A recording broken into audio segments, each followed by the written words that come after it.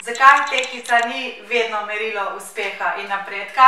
Sploh pri tistih, ki se začele trenirati, gre ponavadi tehtnica malo gor in pol je panika in nehate trenirati, ker se ustrašite. Zato bi vam rada povedala, zakaj se to zgodi.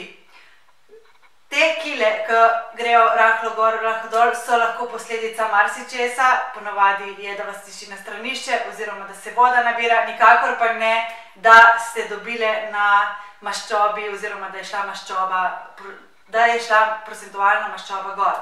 Zato bom pokazala, zakaj se to zgodi. Ko začnemo trenirati, gre maščoba dol, ampak mišice, dobimo na mišicah, grejo gor. In kaj se zgodi? Tehtnica kaže isto. Zato nikakor ne sme biti to merilo, ok? Vedno je merilo, kako izgledamo, kako se vidimo v gledalu, kako se počutimo, nikoli pa ne tehtnica. Ker maščoba gre dol, mišice grejo gor.